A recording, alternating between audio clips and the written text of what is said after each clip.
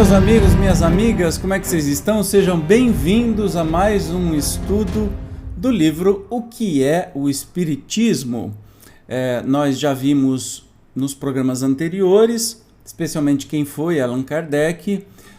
Nós vimos no programa anterior um resumão com a resposta do que é o Espiritismo. Então, só relembrando, vou ler para você: o Espiritismo é, ao mesmo tempo, uma ciência de observação e uma doutrina filosófica. Como ciência prática, ele consiste nas relações que se estabelecem entre nós e os espíritos. Como filosofia, compreende todas as consequências morais que dimanam dessas mesmas relações. Portanto, o Espiritismo, segundo Kardec, não é religião, é um potente auxiliar da religião.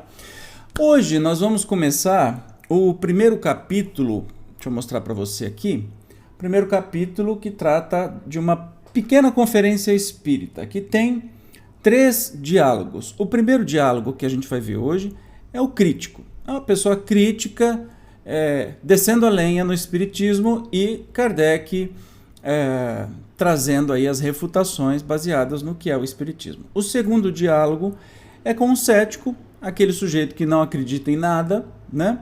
E o terceiro diálogo com o padre, que na época era muito comum o Espiritismo ser perseguido pela Igreja Católica, né? Engraçado, devia ser perseguido pelos ateus ou pelos céticos, pelos materialistas, e não, a Igreja Católica resolveu por bem perseguir o Espiritismo, que fez até o bispo de Barcelona, resolveu até pegar os livros sem autorização nenhuma. Ele, na mão grande, pegou os livros que iam ser vendidos naquele país, juntou numa fogueira e tacou fogo. Estava com saudade da Santa Inquisição, que de santa nunca teve nada, e fez um favor para o Espiritismo, porque esse ato chamou tanta atenção que todo mundo quis saber o que é esse tal de Espiritismo. Então, aí que explodiu de vendas, aí que todo mundo quis saber de verdade. Antes de começarmos, você já é inscrito aqui no canal? Tem muita gente que assiste e não é inscrito. É facinho, você vai me ajudar, ó. Clique no botão inscrever e quando aparecer as notificações, clique em todas. Assim, você será informado sempre quando tiver um vídeo novo ou uma transmissão ao vivo. Aqui tem vídeo novo todo dia. A gente estuda todas as obras fundamentais do Espiritismo. Se puder ajudar um pouquinho mais, clique no botão Seja Membro e compartilhe. Dê joinha sempre que assistir um vídeo aqui do canal e compartilhe com um amigo ou uma amiga. Então vamos sem demora aí. No primeiro diálogo, nós vamos entender aqui o crítico. Então, vamos dizer assim, como é que funcionam esses diálogos? Eu vou colocar o Zezinho para ler como se fosse o crítico, né? Ou o visitante, e eu vou ler as respostas do Kardec. Vamos lá então? Então, o crítico começa falando: Confesso-vos, caro senhor, que a minha razão recusa admitir a realidade dos fenômenos estranhos atribuídos aos espíritos, persuadido que estou de estes não terem senão uma existência imaginária. Entretanto, eu me curvaria diante da evidência, se disso tivesse provas incontestáveis. Por isso desejo merecer-vos a permissão de assistir somente a 1 ou 2 experiências, para não ser indiscreto, a fim de convencer-me, caso seja possível. E Kardec responde: desde que a vossa razão repele o que nós consideramos irrecusável, vós a credes superior às de todos quantos não compartilham de vossas opiniões. Longe de mim o pensamento de duvidar do vosso talento e a pretensão de supor minha inteligência superior à vossa. Admiti, pois, que eu esteja iludido. É essa vossa razão quem vo-lo diz, e não falaremos nisso. Entretanto, se conseguisseis convencer-me, conhecido que sou como antagonista das vossas ideias, isto seria um milagre eminentemente favorável à causa que defendeis. Kardec diz: lamento, caro senhor, porém não tenho o dom de fazer milagres. Julgais que 1 ou 2 sessões bastariam para adquirir desconvicção? Seria realmente um verdadeiro prodígio. Eu precisarei mais de 1 ano de trabalho para ficar convencido, o que prova que não cheguei a esse estado inconsideradamente. Além disso, não realizo sessões públicas e parece-me que vos enganastes sobre o fim das nossas reuniões, visto não fazermos experiências com o fito de satisfazer a curiosidade de ninguém. Então, o crítico está dizendo aí, ó, eu não acredito em nada o que vocês falam, não acredito em espírito, mas me deixa participar de 2 reuniões e caso você fizer um milagre de me convencer, olha, eu sairei defendendo o espiritismo. O Kardec falou assim, mas eu não faço milagres, precisaria de pelo menos 1 ano. Eu precisei, ele diz do exemplo, eu precisei de pelo menos 1 ano para me convencer do que eu estava vendo e ouvindo e fazendo experiência era de fato. Como é que você quer ser convencido em 2 reuniões? Né? E aí o visitante, o crítico diz: Não procurais, pois, fazer prosélitos. O que é prosélito? É tentar convencer a pessoa daquilo. Se eu não me engano, tá? Se estiver errado, deixa aí no canal. Mas assim, proselitismo religioso é aquela história da pessoa tentar te converter para a religião dela e fica buzinando, nanana, coisa que no espiritismo não existe. Você nunca vai ver um espírita de verdade tentando te convencer a ir para um centro, fazer alguma coisa no espiritismo. Nunca! Porque o espiritismo não é assim, não faz assim, não força ninguém a pular de fase. Coisas que especialmente as religiões cristãs fazem, fizeram e vão continuar fazendo com extremo desrespeito. Exemplo, e cristianizar, converter indígenas. Fizeram um desastre, uma desgraça. Desde quando foi descoberto o Brasil, essa tentativa de levar Jesus para os indígenas como se eles não tivessem as suas crenças, os seus deuses, a sua particularidade, eles fizeram quase que um estupro religioso, um estupro de mentes e corações que hoje até alguns pajés são até mortos, perseguidos nas suas aldeias, porque as religiões que estão indo especialmente são as pentecostais, as neopentecostais, dizendo que o pajé é do capeta, né? Então destruíram esse proselitismo religioso. Caso você goste dos nossos irmãos Testemunhas de Jeová batendo na sua porta para falar e tentar convencê-lo de entrar na religião deles domingo de manhã, já então esquece o que eu falei, mas o espiritismo jamais vai fazer isso. Então, a pergunta é, então você não quer converter as pessoas?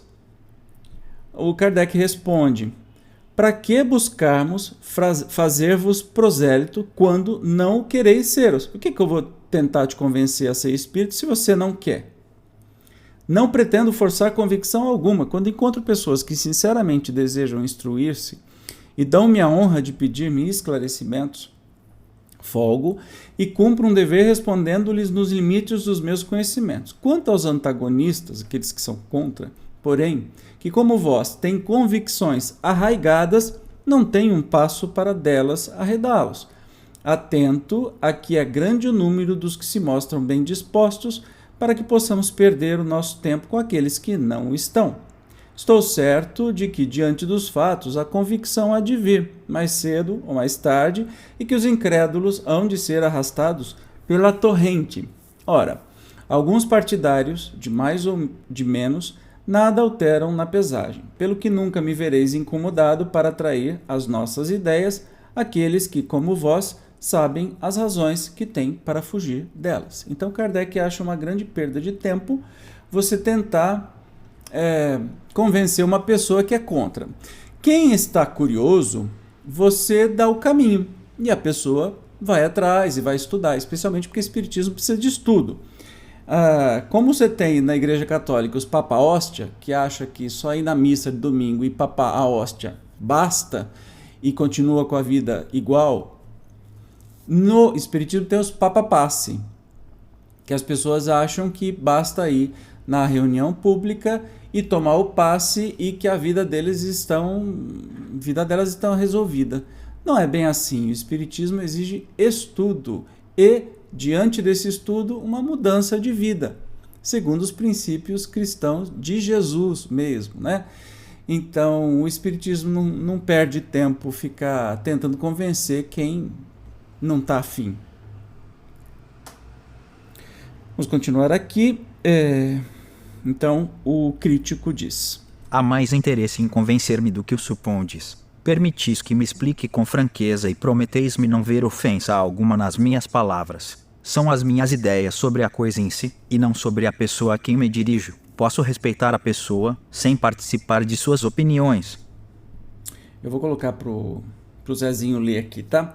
O que o Kardec diz, então, nessa resposta. O Espiritismo me tem ensinado a desprezar essas mesquinhas suscetibilidades do amor próprio, e a me não ofender com palavras. Se as vossas expressões saírem dos limites da urbanidade e das conveniências, apenas concluirei que sois um homem mal educado, mas não irei além. Quanto a mim, antes quero que os outros fiquem com os defeitos, do que compartilhar deles. Vedes, só por isso, que o Espiritismo já serve para alguma coisa. Já vos disse, senhor, não tenho a pretensão de vos fazer adotar a minha opinião, respeito a vossa, se é sincera, como desejo que respeiteis a minha. Então Kardec é muito claro quanto a isso, e ele continua falando a este respeito.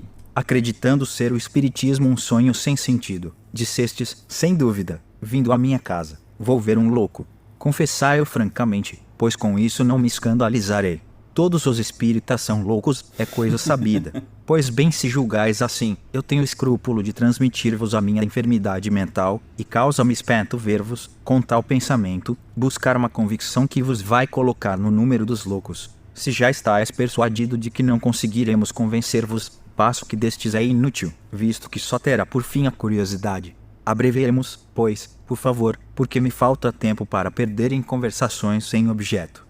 É uma delicadeza de Kardec que diz exatamente, olha, se você está aqui só para me tirar um barato na minha cara, eu não tenho tempo para perder, né? Então, se eu não perceber nenhuma intenção sua real e me tratar com respeito, e que eu tenho certeza que você me acha um louco, então nós vamos perder o tempo dos dois. Aí o visitante, o crítico diz: o homem pode enganar-se, deixar-se iludir sem que por isso seja louco.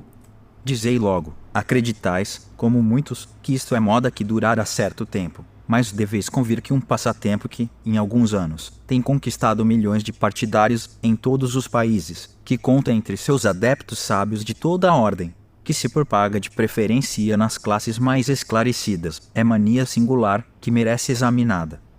Pois é.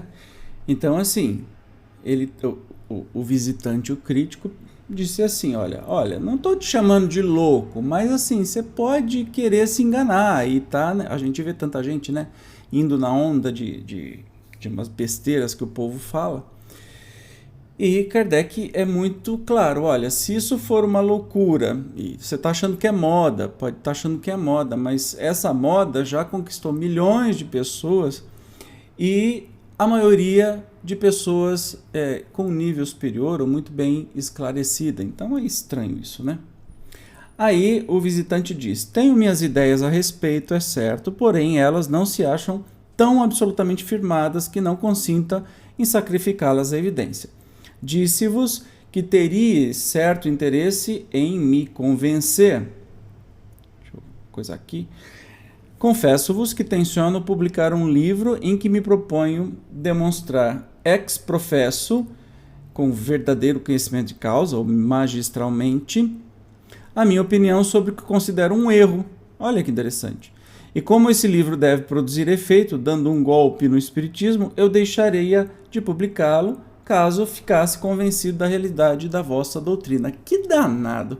O cara já tem um livro escrito dizendo que o espiritismo é coisa de vigarista ou de louco. Aí ele resolve ir falar com o Kardec, para o Kardec convencer ele que não é isso, para ele não publicar esse livro. Você jura que você acredita nisso?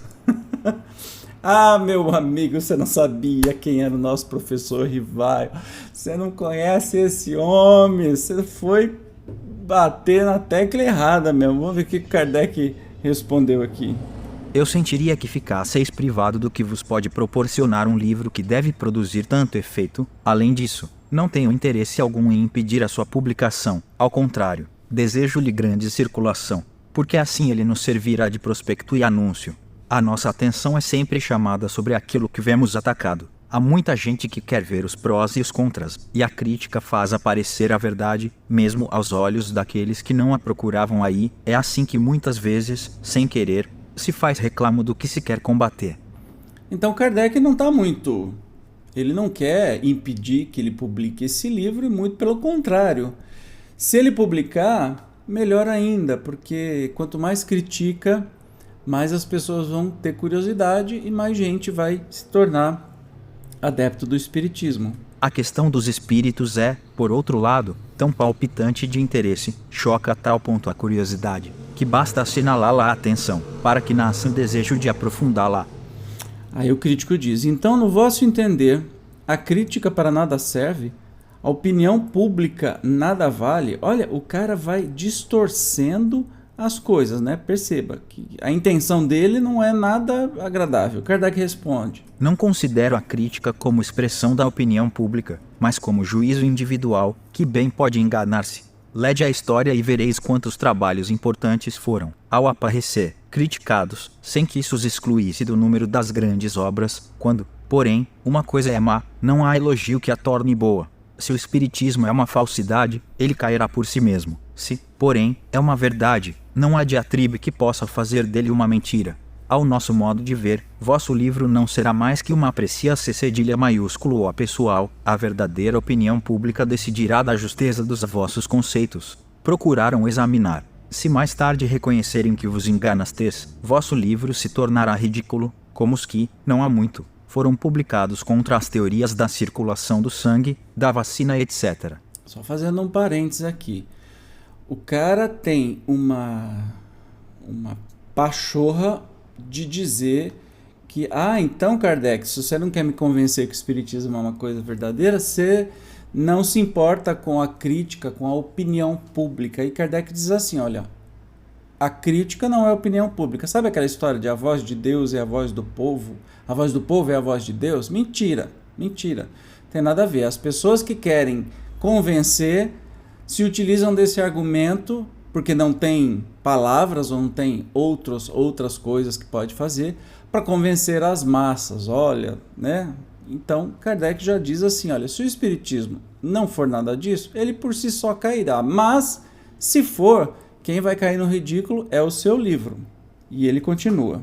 Esquecia-me, porém, que ias tratar a questão ex-professo, o que equivale a dizer que a estudastes sob todas as suas faces, que vistes tudo o que se pode ver, lestes tudo o que sobre a matéria se tem escrito. Analisastes e comparastes as diversas opiniões, que vos achastes nas melhores condições de observação pessoal, que durante anos lhe consagrastes vigílias, em suma, que nada desprezastes para chegar à verdade. Devo crer que tal se deu, se sois um homem sério, porque somente aquele que fez tudo isso pode dizer que fala com conhecimento de causa.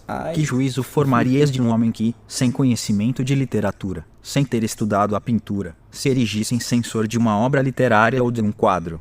É de lógica elementar que o crítico conheça, não superficialmente, mas a fundo, aquilo de que fala, sem o que sua opinião não tem valor. Olha que danado, porque o crítico disse, né, que ele vai publicar um livro porque ele quer, fazendo o ex-professo, né, ou seja, com todo o conhecimento de causa. E Kardec diz assim, então se você tem todo o conhecimento de causa, eu quero acreditar que você estudou profundamente o espiritismo, que já na hora foi uma... Vai conversar com um cientista do nível de Kardec, meu filho, que você não vai se dar muito bem não, né? Claro que o cara não viu, ele queria que Kardec resumisse em 3 palavras o espiritismo, deixasse ele assistir 2 sessões, para ele ir no livro dele e publicar mais besteira ainda, né? Então, Kardec é danado. Para combater um cálculo, é necessário opor-se-lhe outro cálculo, o que exige saber calcular. O crítico não se deve limitar a dizer que tal coisa é boa ou má. É preciso que justifique a opinião por uma demonstração clara e categórica, baseada sobre os princípios da arte ou ciência que pertence ao objeto da crítica. Como poderá fazê-lo quando não conhecer estes princípios? não tendo ideia da mecânica, podereis apreciar as qualidades ou os defeitos de determinada máquina. Não, pois bem, o vosso juízo acerca do espiritismo, que aliás não conheceis, não pode ter mais valor que o que, nas condições acima, emitisseis sobre a aludida máquina. A cada passo sereis apanhado em flagrante delito de ignorância, porque aqueles que têm estudado a matéria verão logo que a desconheceis, donde concluirão que não sois um homem sério ou que agis de má fé, expondo-vos, portanto, a receber, quer num, quer noutro caso, desmentido pouco lisonjeiro ao vosso amor próprio. E já quebrou as pernas dele na hora. E aí ele continua perguntando: é precisamente para evitar esse perigo que vim pedir-vos permissão para assistir algumas experiências. O cara é insistente. Kardec diz: e julgais que isto vos baste para poder, ex-professo, falar de espiritismo. Como podereis compreender essas experiências e, ainda mais, julgá-las, quando não estudastes os princípios em que elas se baseiam? Como apreciaríeis o resultado, satisfatório ou não, de ensaios metalúrgicos, por exemplo, não conhecendo a fundo a metalurgia? Permiti-me dizer-vos, senhor, que vosso projeto é absolutamente a mesma coisa que, não tendo estudado a matemática, nem a astronomia, vos apresentasseis a um dos membros do observatório, dizendo-lhe: senhor, quero escrever um livro sobre astronomia e provar que o vosso sistema é falso, mas como desconheço os menores rudimentos dessa ciência, deixai que, por uma ou duas vezes, me sirva de vossa luneta, o que será suficiente para ficar sabendo tanto quanto vós. Difícil, né? E Kardec é muito claro nos exemplos que ele segue. É somente por extensão que a palavra criticar se tornou sinônima de censurar, em sua acepção própria e segundo a etimologia. Ela significa julgar, apreciar. A crítica pode, pois, ser aprobativa ou desaprobativa. Fazer a crítica de um livro não é necessariamente condená-lo. Quem empreende essa tarefa deve fazê-lo sem ideias preconcebidas, porém, se antes de abrir o livro, já o condena em pensamento, o exame não pode ser imparcial. Tal o caso da maioria dos que têm falado contra o espiritismo. Apenas sobre o nome formaram uma opinião, fazendo qual juiz que proferisse uma sentença, sem antes examinar as peças do processo. É aquilo que eu falei das igrejas que pregam para no espiritismo sem ao menos abrir uma página do espiritismo. A consequência foi que seu julgamento feriu em falso, e que, em vez de persuadir, ocasionaram riso. A maior parte dos que seriamente têm estudado a questão mudou de ideia, e mais de um adversário se tem tornado adepto do espiritismo, quando reconhece que o seu objetivo é muito diverso daquele que supunha. Então, quem vem conhecer o espiritismo, de fato, corre muito risco de conhecer para criticar, corre muito risco de se tornar adepto do espiritismo, o que é muito curioso. Mas aí o crítico diz: falais do exame dos livros em geral, acreditais que seja materialmente possível a um jornalista ler e estudar todos os que lhe passam pelas mãos, sobretudo quando se ocupam com teorias novas que lhe seria preciso aprofundar e verificar? Seria o mesmo que exigir de um impressor que ele lesse todas as obras saídas da sua prensa. Até um judicioso raciocínio não tem outra resposta a dar senão que, quando nos falta o tempo para fazer conscienciosamente uma coisa, é melhor não fazê-la, é preferível produzir um só trabalho bom a fazer 10 maus. O crítico, além de tudo, era um bicho preguiça. Ele queria escrever, queria que alguém falasse para ele do que se tratavam as coisas, e ainda acha ruim quando Kardec fala assim: ó, se você quer falar uma coisa de ex-professo, ou seja, como um magistral, um cara que sabe tudo daquilo, ele quer escrever um livro como ex-professo do espiritismo, mas não quer sequer ler um livro do... Ai, gente, perceba que louco tem todo lugar da história. Você imagina a paciência de Jó que o Kardec tem, né? E ele continua, o crítico: não acrediteis que minha opinião se tenha formado levianamente. Vi mesas girarem e produzirem sons como de pancadas. Vi pessoas escreverem o que, segundo diziam, lhes ditavam os espíritos. Estou, porém, convencido de que nisso há charlatanismo. Ué, então o que ele veio falar com Kardec, né? E Kardec diz assim: quanto vos cobraram para mostrar-vos essas coisas? Ele responde: nada, por certo. Ou seja, ele foi ver e ninguém cobrou nada. É difícil ser um charlatão sem ganhar dinheiro, né?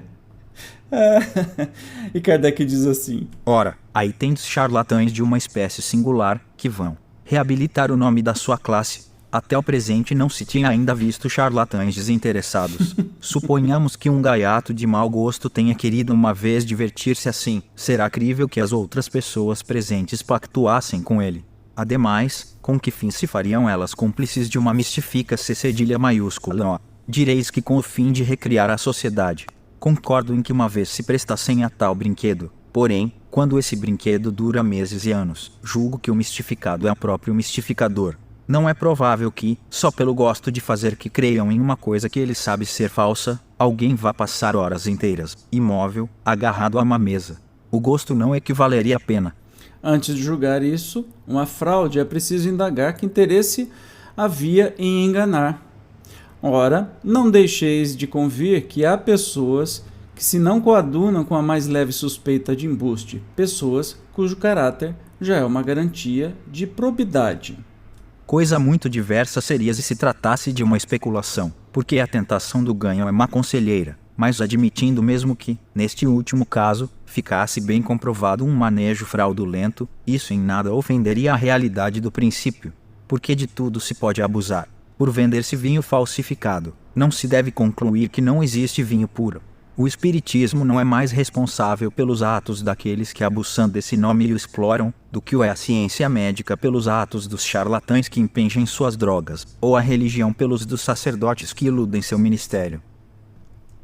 Por sua novidade e mesmo por sua natureza, o espiritismo se presta a abusos, ele, porém, fornece os meios para que os reconheçam, definindo claramente seu verdadeiro caráter e afastando de si toda a solidariedade com aqueles que o viriam a explorar ou desviar do seu fim exclusivamente moral, para transformá-lo em meio de vida, em instrumento de adivinha, cedilha maiúsculo ou de investigações fúteis.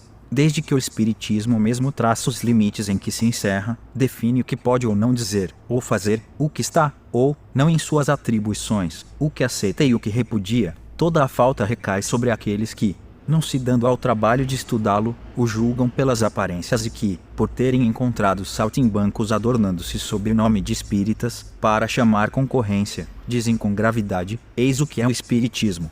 Então, eles classificavam todos os enganadores e as pessoas que queriam ganhar dinheiro fácil e dizendo que se comunicavam com mortos e mostrando outras coisas. Eles falavam que tudo isso era espiritismo. A gente percebe que até hoje tem esse ranço, né? Mesmo as pessoas vendo a dedicação, o trabalho, como Jesus dizia, né? Pelos frutos que se conhece a árvore. Mesmo vendo os frutos, muita gente ainda fala sem medo de que o espiritismo é coisa demoníaca ou que é enganação, etc. e tal. E Kardec está dizendo assim... Engraçado, né? Uma enganação durar tanto tempo com pessoas tão comprometidas, dedicadas e tudo mais. Claro que tem enganadores em todas as áreas. Por exemplo, a gente vê hoje em dia muita gente que se faz passar de médico não sendo médico. E porque tem estes enganadores, você vai dizer que todo médico é charlatão, né? Você tem um monte de gente charlatão mesmo, tentando lucrar, é o principal objetivo, lucrar, né? E se fazendo passar por todo tipo de profissional. E isso não vai anular as profissões, né? É isso que Kardec está explicando aqui. Sobre quem, em definitivo, cairá o ridículo? Será sobre o saltimbanco que usa do seu ofício? Será sobre o espiritismo, cuja doutrina escrita desmente tais asserções, ou, antes, sobre os críticos que falam do que não sabem ou de, cientemente, alterarem a verdade? Aqueles que atribuem ao espiritismo o que é contrário à sua mesma ciência, fazem-no por ignorância ou má intenção, no primeiro caso a leviandade, no segundo, má fé, e, neste último caso, eles se colocam na posição do historiador que, no interesse de sustentar um partido ou uma opinião, alterasse os fatos históricos. Quando usa desses meios, o partido fica desacreditado e não consegue o seu fim. Kardec é sempre genial para isso, mas não acho que ele acabou, não. Ele continua nessa resposta, olha lá. Notai bem, cavalheiro, que eu não pretendo que a crítica deve necessariamente aprovar nossas ideias, mesmo depois de as haver estudado. Não nos revoltamos de forma alguma contra os que não pensam como nós. O que é evidente, para nós, pode não ser para vós outros. Cada qual julga as coisas debaixo de certo ponto de vista, e do fato mais positivo nem todos tiram as mesmas consequências. Se um pintor, por exemplo, pinta em seu quadro um cavalo branco, não faltará quem diga que essa cor faz aí mau efeito, que a cor negra conviria mais. E nisto não se comete erro. Cometer-se-á, porém, se, vendo que o cavalo é branco, afirmar que é negro, é o que faz a maioria dos nossos adversários. Em resumo, senhor, todos têm completa liberdade de aprovar ou censurar os princípios do espiritismo, de deduzir deles as consequências boas ou más que lhes aprouver. Porém a consciência impõe ao crítico a obrigação de não dizer o contrário do que ele sabe que é. Ora, para isso, a primeira condição é não falar do que não conhece. Isso já seria o bastante, né? Mas ainda o crítico fala assim, voltemos por favor. O cara é teimoso, né? Se é uma coisa que a gente pode dizer, é a teimosia dele. Voltemos por favor às mesas que se movem e falam. Não será possível que elas sejam preparadas com algum artifício, ou seja, com alguma fraude? O Kardec responde. É sempre a mesma questão de boa fé, a que já respondi. Quando a fraude for provada, eu vou lá reconhecerei, se descobrirdes fatos demonstrados de embuste, charlatanismo, especulação ou abuso de confiança, fustigai-os e eu desde já vos declaro que não irei defendê-los. Porque o espiritismo sério é o primeiro a repudiá-los, e quem assinalar tais abusos o auxilia no trabalho de preveni-los e lhe presta importante serviço. Porém, generalizar essas acusações, lançar sobre elevado número de pessoas honradas a reprovação que só cabe a alguns indivíduos isolados, é um abuso de outro gênero, porque é uma calúnia. Admitindo, como dissestes, que as mesas estivessem preparadas, era preciso que o mecanismo empregado fosse bem engenhoso para fazê-las produzir movimentos e sons tão variados. Ora, como não é ainda conhecido o nome do hábil artista que os fabrica, entretanto, ele deveria gozar de grande celebridade, visto que seus aparelhos estão espalhados pelas 5 partes do mundo. Devemos também convir que o seu processo é assaz delicado e sutil, para poder adaptar-se à primeira mesa que se apresenta, sem deixar sinal algum exterior que o denuncie.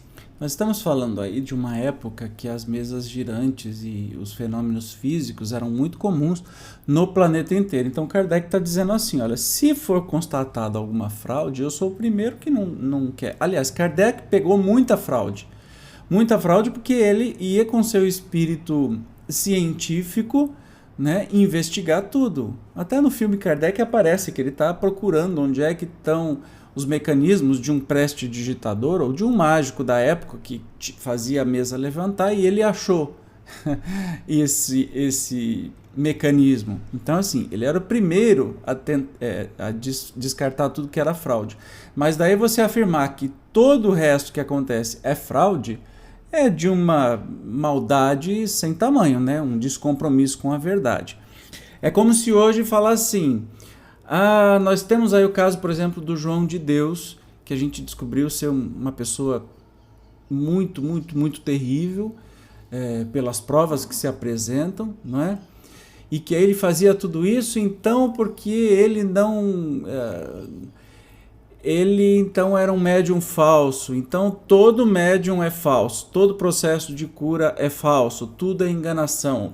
Ele é um médium pedófilo, que nem teve numa cidade aqui perto, ou um médium isso, ou um médium aquilo, então significa que todos os médiums são assim? Gente, não precisa nem de bom senso para dizer. Nós temos aí casos de padre corrupto, né, que meteu a mão no dinheiro do povo. Então todos os padres são corruptos? Você tem qualquer liderança, é a mesma coisa você generalizar qualquer coisa, qualquer profissional, um político. Não, todo político é corrupto? Não, pera lá, pode ser que uma grande parte mas tem gente que não é. Eu tenho uma frase, um conceito muito antigo, que assim, toda generalização é burra. Quando a gente generaliza uma coisa observada num fato para todo o resto igual, é sinônimo de ignorância. Então não vai funcionar. E o Kardec termina assim: como é que desde Tertuliano, que já tratava das mesas giratórias e falantes até o presente, ninguém conseguiu ver e descrever tal mecanismo, já que o cara está dizendo que isso daí é um mecanismo que se usa e tudo mais. Deixa eu selecionar aqui, para que fique mais fácil da gente conseguir. Aí ele continua, o crítico. Eis o que vos ilude. Um célebre cirurgião reconheceu que certas pessoas podem, pela contração de um músculo da perna, produzir um ruído semelhante ao que atribuís à mesa, donde concluiu que os médiuns se divertem à custa da credulidade dos assistentes. O cara estava afim de atacar, ele não estava afim de construir nada, né? E Kardec é até muito paciencioso, porque eu não teria essa paciência, não. Ele está dizendo, então, que aquelas pancadas que se ouvem na mesa é da musculatura de alguns médiuns, e aí eles se divertem, que os assistentes gostam. Olha, eu tenho desde criança, aqui não vai dar para ouvir, não é toda hora que faz. Quando eu mexo o meu tornozelo, às vezes, e é direto, então, quando eu era mais novo, um pouco mais, dá um estralo muito grande, que parece assim, uma batida mesmo, né? Então ele está dizendo assim, que os médiuns eles fazem isso com o pé e as pessoas acham que foi a mesa que fez isso, e aí os médiuns dão risada ainda. Ah, meu Deus, aí Kardec diz assim, ó. Se há um estalido do músculo, não é então a mesa que está preparada. Uma vez que cada qual explica a seu modo dessa pretendida fraude, fica reconhecido que a verdadeira causa não é sabida. Respeito à ciência desse sábio cirurgião, e somente acho que se apresentam algumas dificuldades na aplicação, às mesas falantes, da teoria indicada. A primeira que é singular que essa faculdade, até o presente excepcional e olhada como um caso patológico, se tenha tornado comum. A segunda, que é preciso ter-se robustíssima vontade de mistificar, para fazer estalar o músculo durante 2 ou 3 horas consecutivas, quando disso não resulte a quem assim procede senão fadiga e dor. A terceira, que eu não compreendo bem como pode esse músculo responder às portas e paredes em que as pancadas se fazem ouvir. A quarta, finalmente, que é necessário dar-se a esse músculo estalador uma propriedade bem maravilhosa, para que ele possa mover uma pesada mesa, levantá-la, abri-la, fechá-la, conservá-la suspensa sem ponto de apoio e, finalmente, fazê-la despedaçar-se ao cair. Ninguém, por certo, desconfiava que esse músculo possuísse tanta virtude. Ver Revista Espírita, junho de 1859. O músculo estalante. O célebre cirurgião, de que falais, teria estudado o fenômeno da tipitologia sobre os indivíduos que os produzem. Não, ele observou um efeito fisiológico anormal em alguns indivíduos que nunca se ocuparam de missas batedoras, e, notando certa analogia entre esse efeito e o que essas mesas produzem, sem mais amplo exame concluiu, com toda a autoridade de sua ciência, que todos os que concorrem para que as mesas falem, devem ter a propriedade de fazer estalar o músculo curto perôneo, e não são mais que embusteiros, sejam eles príncipes ou artífices, recebam ou não um pagamento. Estudou ele, ao menos, o fenômeno da tipologia em todas as suas fases. Verificou, por meio desse estalido muscular, se podia produzir todos os efeitos tipológicos. Não, porque, do contrário, ele ficaria convencido da insuficiência do seu processo. Apesar disso, julgou-se no caso de proclamar a sua descoberta em pleno instituto.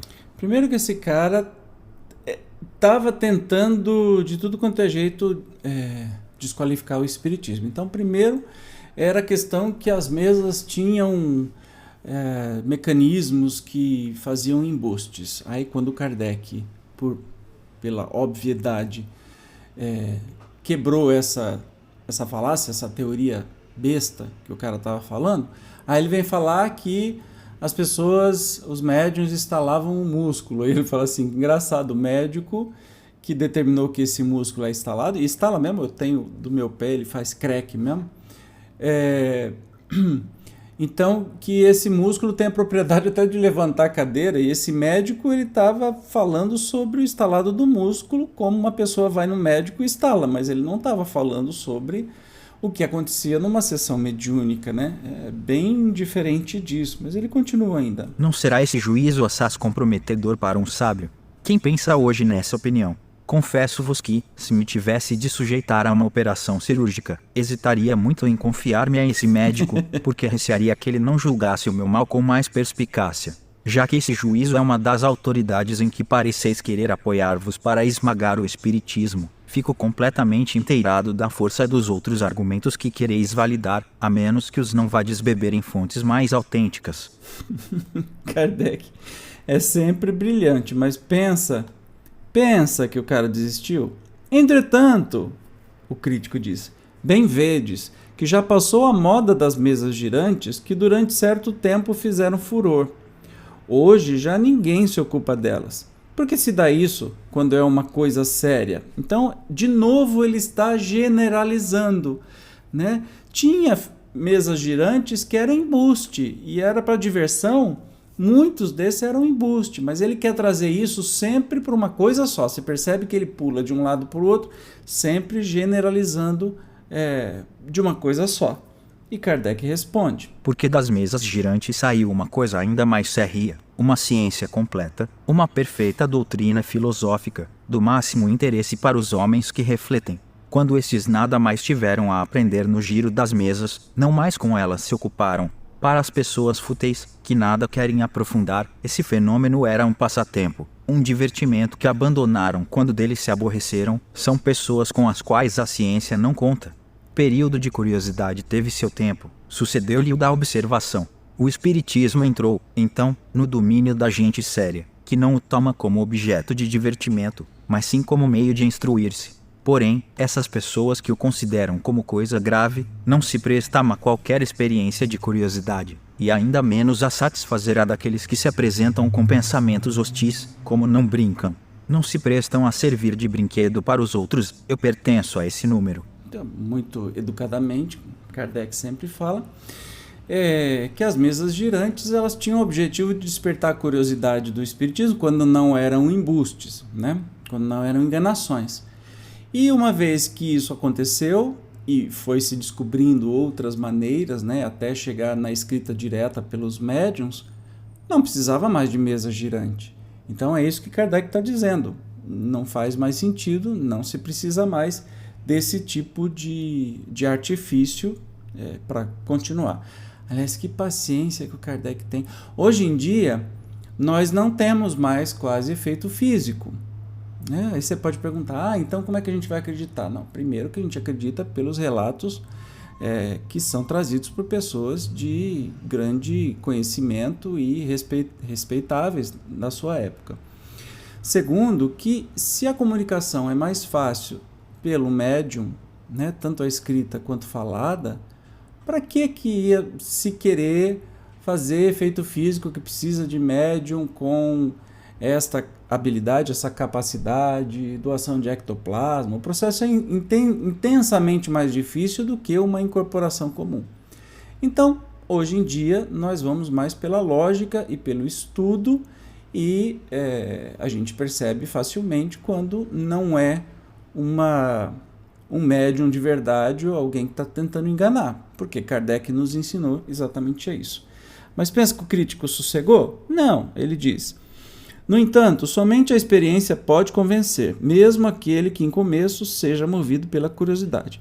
Se só trabalhais na presença de pessoas convictas, deixai que vos diga, ensinais a quem já sabe. Ai, meu Deus do céu, o cara é topo, é tudo. Kardec responde: uma coisa é estar convencido e outra estar disposto a convencer-se. É aos desta última classe que me dirijo, e não aos que julgam humilhação vir escutar o que eles chamam ilusões. Com estes eu não me culpo, absolutamente.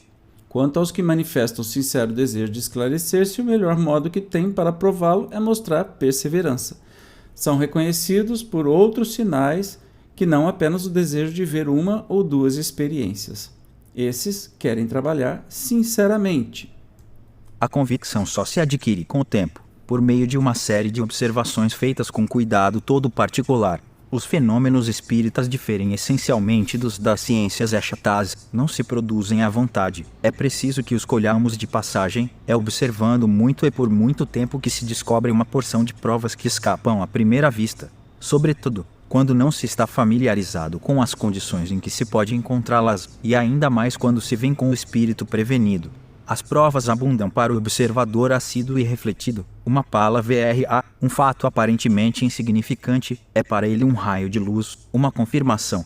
Ao passo que tais fatos não têm sentido para quem os observa superficialmente ou por simples curiosidade, eis porque não me presto a fazer experiências sem resultado provável. Pensa que o cara se convenceu? Não. Ele diz assim: enfim, tudo deve ter começo. O aprendiz que nada sabe, que nada viu ainda, mas que deseja esclarecer-se, como poderá fazê-lo quando você não permite os meios para isso? Eu faço grande distinção entre o incrédulo por ignorância e o incrédulo por sistema. Quando descubro alguém com disposições favoráveis, nada me custa esclarecê-lo. Porém, pessoas em quem a vontade de instruir-se não é senão aparente. Com estas perde-se o tempo. Porque, se elas não encontram logo o que parecem buscar, e que talvez as incomodasse, se aparecesse, pouco que vem não é suficiente para lhes destruir as prevenções. Julgam mal os resultados obtidos e os transformam em objeto de zombaria, pelo que não há utilidade em lhes fornecer. A quem deseja instruir-se, direi, não se pode fazer um curso de espiritismo experimental como se faz um de física ou de química, atento que nunca se é senhor de produzir os fenômenos espíritas à vontade, e que as inteligências desses agentes fazem, muitas vezes, frustrarem-se todas as nossas previsões. Aqueles que acidentalmente poderíeis ver, não apresentando nexo algum, nem ligação necessária, seriam pouco inteligíveis para vós. Kardec está dizendo aí sobre uma pessoa que quer estudar e quer descobrir e que se aplica, e uma pessoa que só quer ser convencida porque, como é o caso desse crítico, ele estava procurando meio para poder ser o senhor e conseguir tirar proveito sobre isso, dizer, tá vendo, eu tô certo. Então ele não queria aprender nada, ele não queria se convencer nada. E Kardec continua: instruí-vos primeiramente pela teoria, lede e meditai as obras que tratam dessa ciência, já que ele falou assim,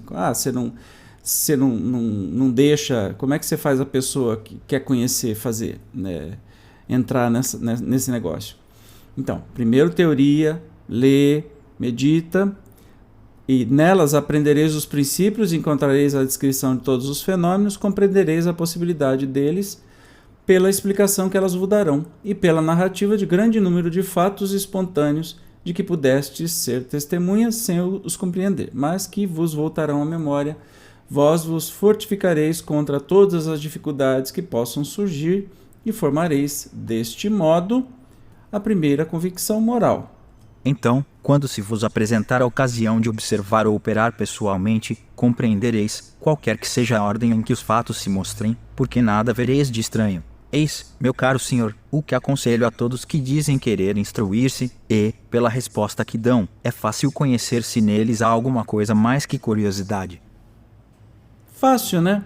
Então, qual o objetivo? Se a gente quer estudar o espiritismo de fato e não apenas dizer, olha, eu estava certo, isso aqui é um bando de doido ou embusteiro, estuda a primeira teoria e depois vai para a prática. Me assusta um pouco quando as pessoas vão direto para as experiências mediúnicas sem ter a base de conhecimento. Não que você precise ficar 5 anos estudando para ir para a primeira experiência mediúnica, não. Até mesmo porque médium é médium desde sempre, então já sente um monte de coisa, já sabe um monte de coisa. Então a primeira coisa, quanta coisa. Primeira coisa, se instrua, vá a fundo, descubra a teoria e depois, quando acontecer as práticas, já que o espiritismo é uma ciência de observação, mas não é igual à ciência física que a gente vai provocar. Mistura 2 elementos químicos e dá uma terceira, dá uma reação, e você toda vez que quiser mistura os dois e vai dar a mesma reação. No espiritismo você está trabalhando com gente desse lado, gente do outro lado. Então às vezes é frustrante porque você faz tudo direitinho e do outro lado não tem ninguém para poder te responder aquilo. Às vezes acontece, precisa de perseverança, então é bom que você estude bastante para poder entender essas coisas, já que é uma ciência de observação de humanos dessa vida e humanos da outra vida. Tá bom, meus queridos? Hoje nós finalizamos aí essa conversa entre o crítico e o Kardec. Legal, né? No próximo episódio nós vamos estudar um segundo diálogo que é sobre o cético. A gente percebeu que o crítico, na verdade, o cara queria escrever um livro descendo a lenha no espiritismo e queria ter até mais assunto para colocar, por isso que foi lá conversar com o Kardec. No próximo episódio a gente vai ver o que fala um cético, ou seja, aquele que não acredita no espiritismo e o que o Kardec tem para nos dizer, tá bem? Te encontro então no próximo estudo do livro O que é o Espiritismo. Tchau!